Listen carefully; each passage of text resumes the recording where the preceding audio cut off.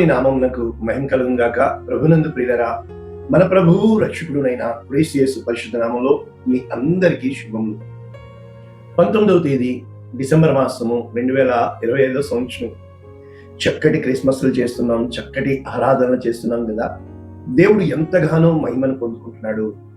మొత్తము ఈ నెల అంతా కూడా దేవునికి పండుగ చేస్తున్నాం. మనము ఈ రోజున అటువంటి క్రిస్మస్ వాక్యము వాగ్దానంగా నేర్చుకుంటున్నాం. దావీదు పట్టణమందు నేడు రక్షకుడు మీ కొరకు పుట్టి ఉన్నాడు. దావీదు పట్టణమందు నేడు రక్షకుడు మీ కొరకు పుట్టి ఉన్నాడు.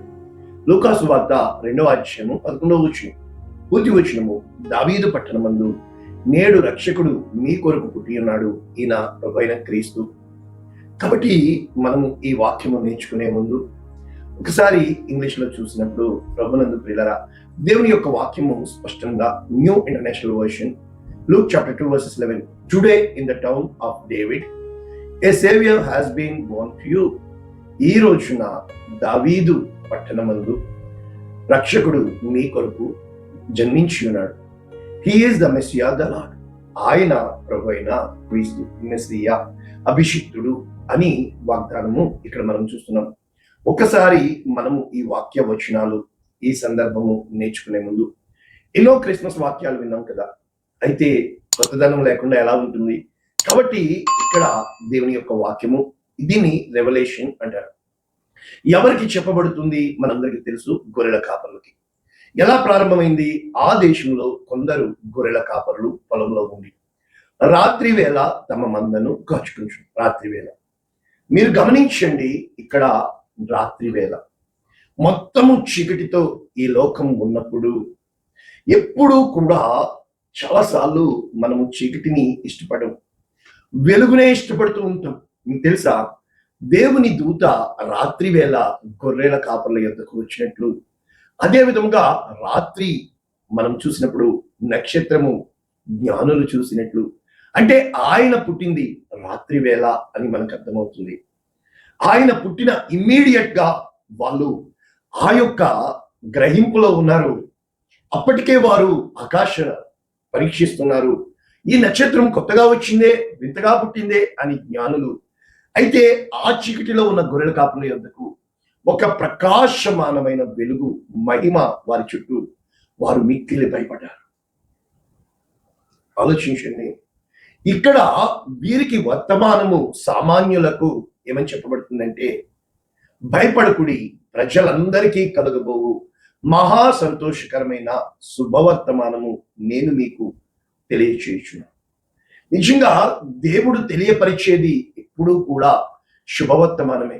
ఆయన ఎప్పుడూ కూడా శుభవార్తనే తెస్తాడు. ఇక్కడ అవుట్ ఆఫ్ కాంటెక్స్ట్ ఒక వాక్యం కలితే, హిజ్కియా దగ్గరికి దేవుడు తన ప్రవక్తని పంపుతాడు. యెషయా వెళ్తాడు, ఏమంటాడు? నీవు నీ ఇంటిని చక్కబెట్టుకో, నీవు మరణించెదవు అని. అది తనకి గుడ్ న్యూసే. వెంటనే ప్రార్థన చేశాడు, నాకు బ్రతకాలని ఉంది. ఏ రోజునైతే ప్రతి విషయము కూడా దేవుడు తెలియపరుస్తూ ఉంటాడు. ఆయన ప్రతి ఒక్కరికి ఆయన తెలియపరిచాకే, అది కళల ద్వారా కావచ్చు, నిన్నటి దినమున నేర్చుకున్నాం, సూచనల ద్వారా కావచ్చు, లేకపోతే దేవుడు నీకు వార్నింగ్లు, హెచ్చరికల ద్వారా కావచ్చు. నీ యొక్క ప్రతి క్షణము కూడా దేవుడు నీకు తెలియపరుస్తూ ఉంటాడు. నీవు ఎక్కడికి వెళ్ళాలో అక్కడ అనేక మంది గొర్రెల కాపరులు ఉన్నారు, అనేక మంది ఖగోళ శాస్త్రజ్ఞులు ఉన్నారు. కానీ కొంతమందికే యేసు క్రీస్తు ప్రభుల వారు చెప్తారు కదా, సారిపతిలో అనేక మంది విధవరాలు ఉన్నారు, అయినను ఏలియా ఆమె దగ్గరికి మాత్రమే పంపబడ్డాడు. బెతెస్దా కోనేరు దగ్గర ఎంతో మంది ఆ యొక్క రోగగ్రస్తులు ఉన్నారు. కానీ యేసు ప్రభు 38 ఏళ్ల నుండి పక్షవాయు ఒక్క దగ్గరికి వెళ్ళాడు. దేవుని వర్తమానము, వాక్యము దావీదు కాలంలో చాలా మంది ఉన్నారు, అబ్రహాం కాలంలో చాలా మంది ఉన్నారు. అయితే నోవా కాలంలో మొత్తం భూ ప్రపంచమే ఉంది, కానీ దేవుడు నోవాహుతో. ఇక్కడ స్పష్టంగా ఈ కార్యాలు జరిగే ముందు నలుగురి యొద్దకు దేవుని వర్తమానం వచ్చినట్టు చూస్తున్నాం. మొట్టమొదట జకర్యా యొద్దకు దేవుని దూత పంపబడ్డాడు. జకర్యా, భయపడకము, ఇదిగో నీకు నేను ఒక వర్తమానం తెచ్చాను. రెండవది, మరియా, భయపడకము, నేను నీకు ఒక వర్తమానం తెచ్చాను. మూడవది, యోసేపు, భయపడకము, నేను నీకు ఒక వర్తమానం తెచ్చాను. ఇప్పుడు ఇక్కడ గొర్రెల కాపర్లకు ప్రజలందరి కోసము ఒక అంటే వీళ్ళు ప్రతినిధులుగా వీళ్ళని దేవుడు ఏర్పరచుకుని వీరి ద్వారా లోకానికి తెలియపరచాలనుకుంటున్నాడు. ప్రజలందరికీ కలగబోవు మహా సంతోషకరమైన శుభవర్తనం. ఇది ప్రజలందరికీ ఈరోజు సోషల్ మీడియా ఉంది. ఈరోజు ప్రతి ఒక్కరికి వాట్సాప్లు ఉన్నాయి, క్షణంలో వైరల్ అయిపోతున్నాయి.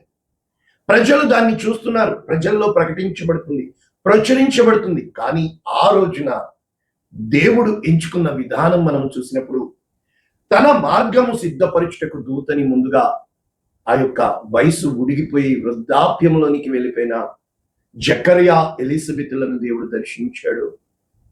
అక్కడ కార్యం జరిగింది. అటు తరువాత కన్యమరియా ఎక్కడో ఉంది, అక్కడికి దేవుని దూత వెళ్ళి కార్యాలు సిద్ధపరిచారు. ఆ తర్వాత యోసేపుతో కార్యము సిద్ధమైంది. ఇప్పుడు వీరిద్దరిని బెత్లెహేముకు తీసుకొచ్చారు. చట్టాలే మారిని, శాసనాలే మారిని, ప్రజా సంఖ్య రాయవలనని ప్రకటించబడింది. బయలుదేరొచ్చారు బెత్లెహేముకి. యూదా దేశపు బెత్లెహేమా, నీవు ఎంత మాత్రము అల్పమైనదనివి కాదు, నా ప్రజలను ఏలు అధిపతి నీలో నుండి వచ్చు. కనుక అక్కడ లేఖనాలు ఎప్పుడో రాయబడి ఉన్నాయి. మెస్సియా అభిషిక్తుడిని నేను పంపుతున్నాను. దానియేలు గ్రంథం నిండా ఆదికాండం 3:15 మనం చూసినప్పుడు స్త్రీ సంతానముగా ఆయన వచ్చును, కన్యక గర్భవతి అయి కుమారుని కనును, ఎలయనగా మనకు శిశువు పుట్టెను, మనకు కుమారుడు అనుగ్రహింపబడిను, ఆయన భుజముల మీద రాజ్యభారము ఉండెను, ఆశ్చర్యకరుడు, ఆలోచనకర్త, నిత్యుడగు తండ్రి, బలవంతుడైన దేవుడు, సమాధానకర్త అధిపతి అని ఆయనకు పేరు. దేవుడు ఈ రోజున నిన్ను నన్ను ఒక గొప్ప ప్రణాళిక కలిగి ప్రజలందరి కోసము ఆ రోజున ఈ రోజున ఏ రోజున అయినా కూడా ఒక ఎస్తేరు రాజమందిరంలో ఉంది. కానీ ఆ రోజున యూదులందరికీ శుభవార్తను ఇవ్వడానికి ఎస్తేర్ని దేవుడు వాడుకున్నాడు. రూతు మోయాబీరాలు, ఆ యొక్క విధవరాలు, గొడ్రాలు, ఏ యోగ్యత ఆమెకి లేదు, పైపెచ్చు దేవుడు వద్దు అన్నాడు. కానీ రూతు వచ్చేసింది దేవుని దగ్గరికి.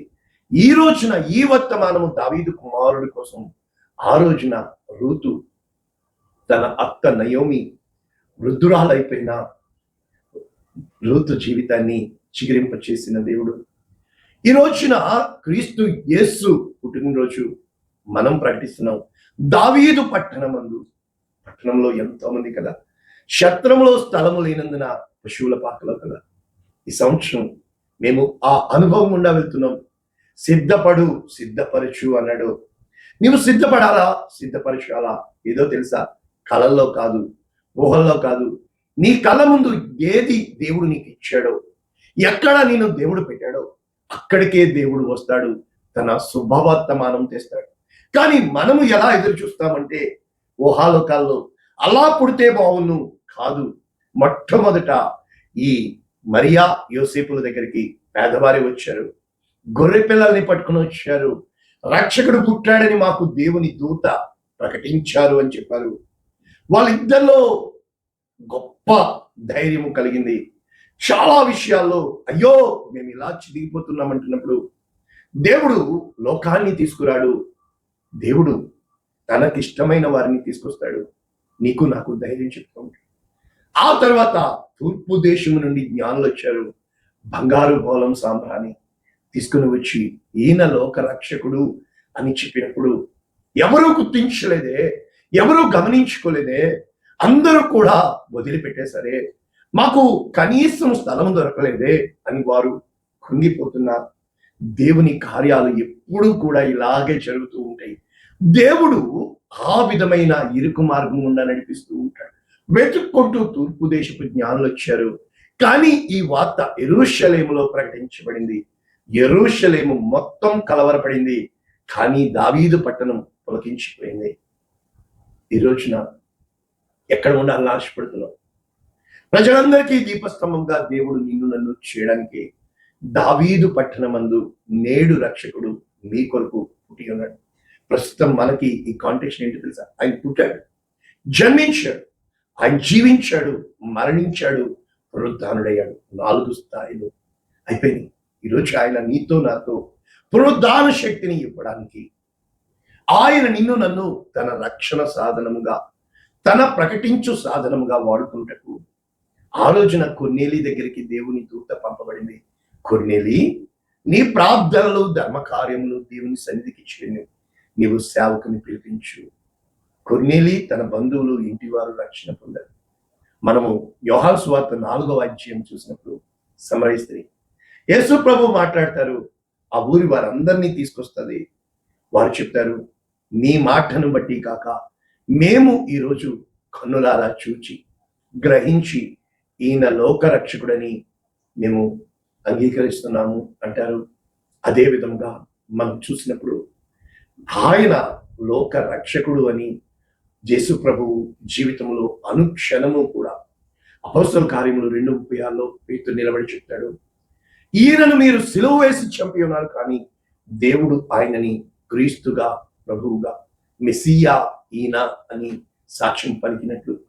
అదే విధముగా మనం చూసినప్పుడు దేవుని యొక్క వాక్యము ఫిలిప్పీలకు రాసిన పత్రిక 2వ అధ్యాయం 5-10, యేసు క్రీస్తునకు కలిగిన ఈ మనస్సు మీరు కలిగి ఉండండి. ఆయన రిక్తునిగా, దాసునిగా తల వంచి చనిపోయినప్పటికీ దేవుడు ఆయనను ప్రభువుగా, క్రీస్తుగా, అధిపతిగా అభిషేకించాడు. మొదట నీ స్థితి కొద్దిగా ఉన్నను, మొట్టమొదట నీకు నాకు ఇరుకైన మార్గం గుండా వెళ్లాల్సి ఉంటుంది, ఒక మూలనే ఉండాల్సి వస్తుంది. కానీ దేవుడు తన వర్తమానమును ప్రజలకి పంపవలసిన బాధ్యత దేవునిది, వారిని తీసుకురావలసిన బాధ్యత దేవునిది. కానీ మొట్టమొదట రక్షణ నీలో ఉదయించాలి. రక్షణకు కారణము నీవు కావాలా, రక్షణకు సాధనము నీవు కావాలా. రక్షింపనేరకై ఉన్నట్లు నా హస్తము కురుచ కాలేదు, విననేరకై ఉన్నట్లు నా చెవులు మందం కాలేదు.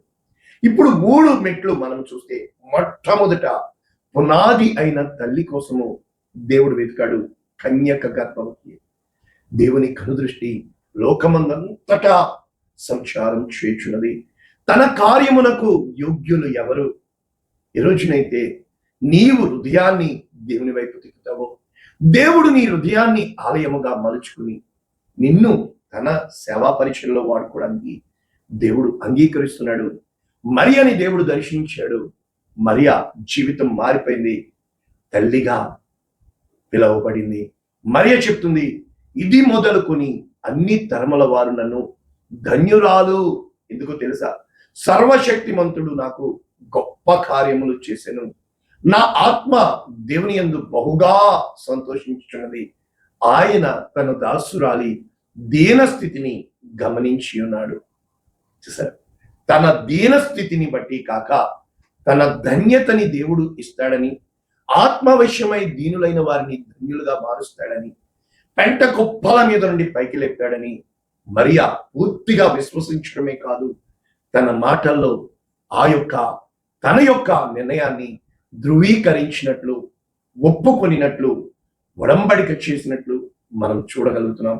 ఇక యోసేపు దగ్గరికి వెళ్తే, యోసేపు నీతిమంతుడు అయినప్పటికీ తన విషయంలో వచ్చిన చిన్న తొందరపాటులో అందరిలాగా ఆలోచించకుండా కలవరపడుతూ, అయ్యో నేను అని చెప్పి, ఎలా అని చెప్పి కుమిలిపోతున్నప్పుడు నిన్నటి దినమున నేర్చుకున్నాం, దేవుడు ప్రత్యక్షమై భయపడకము పద. వెంటనే యోసేపు అంగీకరించి సమర్పణకు తను తాను అప్పగించుకుని దేవుని చిత్తాన్ని గుర్తెరిగిన వాడై, దేవునికి లోబడిన వాడై ముందుకు వెళ్ళడానికి మరియను తన భార్యగా చేసుకుని, తర్వాత అంతా మనం చూసినప్పుడు ఎప్పుడు దేవుడు ఏ వర్తమానం ఇస్తాడా అని యోసేపు 4 సార్లు దేవుడు దర్శించినట్లు, మొట్టమొదట తల్లిని చేర్చుకోమని, తర్వాత తల్లిని శిశువుని ఐగుప్తుకి తోడుకొని వెళ్ళమని, తర్వాత తల్లిని శిశువుని ఐగుప్తు నుంచి తిరిగి రమ్మని, తర్వాత గలిలయలో నజరేతులో స్థిరపడుటకు అనుక్షణము దేవుడు నీ కొరకు నా కొరకు వర్తమానం తెస్తున్నాడు. అయితే ఇప్పుడు ఈ వర్తమానము, ఎప్పుడైతే దేవుని కొరకు మనము సమిధలముగా, మనము ఆ యొక్క ప్రమిద అంటారు కదా, ఆ జీవజ్యోతిగా ప్రేమ అనే నూనె పోసి దేవుని యందు విశ్వాసము ఉంచి మనము ఎప్పుడైతే ఆ వెలుగుని లోకానికి ఇవ్వడానికి ఖచ్చితంగా ఎవరో ఒకళ్ళు దేవుని బలిపీఠం మీద కావాలి కదా. ఈరోజు ప్రజలందరికీ కలగబోవు మహా సంతోషకరమైన శుభవర్తమానము. కానీ దానికి కారకులైన మరియా యోసేపు ఎంత ధన్యులు. అటువంటి కార్యాలలో దేవుడు నిన్ను నన్ను ఆయన తన చిత్తములో వాడుకోవాలని మరిచిపోలేదు, కానీ మలిచుకున్న దేవుడని. తల్లి అయినా తన బిడ్డను మరిచినేమో, కానీ చూడుము నా అరచేతుల్లో నిన్ను చిక్కుని ఉన్నాడని ఆయన తన ప్రణాళిక నీకు రుజువు చేయుచుంటుండగా, ఆయన ప్రణాళికలో ఒదిగిపోవడానికి, ఆయన చిత్తములో మనము లక్ష్యం ఉంచడానికి ఏ రోజున అయితే దేవుని వైపు మనం చూడగలుగుతామో, దేవునికి ఇష్టమైన వారిగా ఉంటామో, అక్కడ దూత చెప్తున్నాడు, ఆయనకి ఇష్టలైన ప్రజలకి భూమి మీద సమాధానము, సర్వోన్నతమైన స్థలములలో దేవునికి మహిమ కలుగును. కనుక ఈరోజు వాక్యం విన్న నీవు నేను దేవునికి అటువంటి కార్యాలు, దేవునికి అటువంటి గొప్ప రక్షణ పాత్రలుగా దేవుడు నిన్ను నన్ను తన ప్రణాళికలో తన మహిమ కొరకు, అనగా ఆయన గుడారములో ఒక్క దినము గడుపుట 1000 దినముల కంటే శ్రేష్టము. కనుక ఆయన సన్నిధిలో ఇమిడిపోయే వారంగా ఉందుముగాక. ప్రార్థన చేస్తుంది. పరిశుద్ధుడా, ప్రేమ కలిగిన విత్తబడిన వాక్యము అనేక మందికి దీవెనకరంగా, అనేక మందికి ఆశీర్వాదంగా, అనేక మందికి రక్షణ కారకంగా క్షేమని నీ కృపామహిమైశ్వర్యం కనిపిస్తుంది. ప్రతి ఒక్కరిని పేరు చొప్పున దీవించి ఆశీర్వదించి నీవే దేవుడు, నిన్ను దేవుడిగా గలచండి. అనగా నీ చిత్తములో మా జీవితాన్ని నడిపించుకుంటాను. యేసునామములో దీవిస్తున్నాము. ఆమేన్. God bless you all. దేవుడు దీవించు.